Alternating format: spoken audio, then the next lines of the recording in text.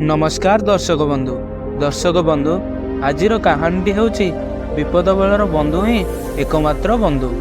गोटे जंगल रे केतेक हरिण रहुथांती। सेही बणरे एक महाबल बाघ थाए। से प्रतिदिन गोटाए लेखाए हरिण मारी खाउथाए। दिनकू दिन हरिण मानकर संख्या कमिबाकू लागिला। हरिण मानक मध्यरु गोटे बुद्धिमान थाए। दिने से भाबिला मोरी परी केतेक भाई मानकू बाघ मारी खाईदेलानी। मोर भी केबे पाली पड़ीजिवो। एही बाघ पाखरु केमिति हेले मते बंचिबाकू हेबो। एणु मु आउ जंगल रे चराबुला न करी नई आर कूଳରେ थिबा धान बिलकू जाई मोर खाद्य संग्रह करिबी। एहा भाबी हरिण तही आर दिन नदी आर पटकू जिबाकू बाहरला। हरिण जंगलरू सकाळु सकाळु बाहरी नदी पार होई आर पटकू चलीगला। हरिण देखिला जे पाचिला धान खेत सबू अच्छी। एणु मोर खाइबाकू किछि असुविधा हेब नाही।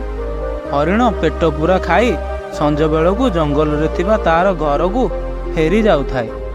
एमिति केते दिन जिबा परे दिने हरिण को एक मूसा देखाला। मूसा हरिण को पचारला, हरिण भाई मु देखुछि जे तुमे तो प्रतिदिन नदी पार होई धान खेत को खाइबाकू आसुछ। तुम जंगल रे कौन खाइबाकू मिलू नाही? एहा सुनी हरिण कहिला, से कथा कहनी रे भाई। खाद्य खाइबाकू तो अच्छी, किंतु महाबल बाघ मोर सबू सांग मानू खाई सारलानी। सेथिपाई मु से जंगल छाड़ी ए जंगल को आसुची धान खाइबाकू। तापरे मूसा कहिला, हाँ भाई, आम भली छोटिया जीव उपरे सर्वदा दुष्ट मानकर कोप दृष्टि पड़ी थाए। जहा करिछ तुमे भलो करिछ। मते भी जणे सांग मिलीगला। दुहे सांग होई एथर खाद्य अन्वेषण रे जिबा। हरिण मन को एकथा पाइला। तापर दुहे सांग होई गले।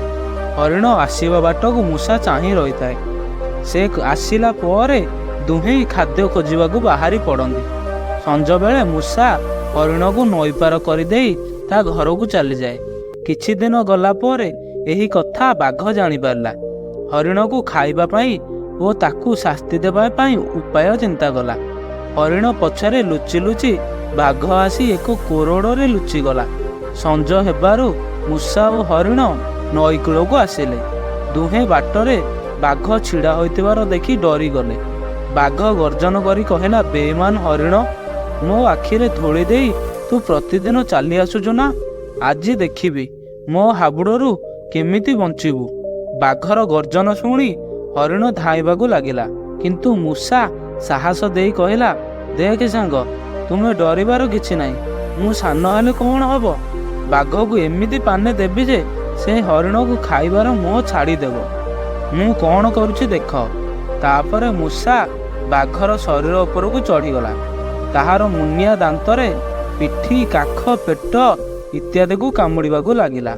देह सारा रक्त बहुताए।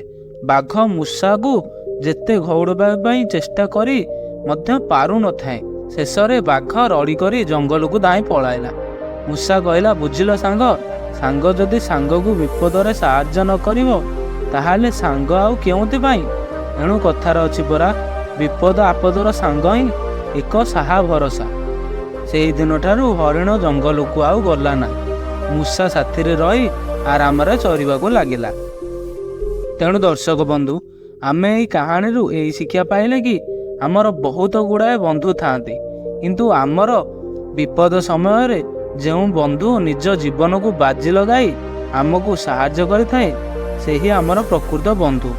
आउ आमे सेही बंधु को सारा जीवन मन रखिबा दरकार। तेणु दर्शक बंधु, ए भिडियोटी मोर आपनकू केमिति लागिला मते कमेंट माध्यम रे जणांतु। आउ कहानी पसंद आसथिले कहानी गोटे लाइक कर दियंतु एवं प्रथम थर पर मो चैनल को विजिट करदेले चैनल गोटे सब्सक्राइब करनियंतु। ओम नमः शिव पार्वती।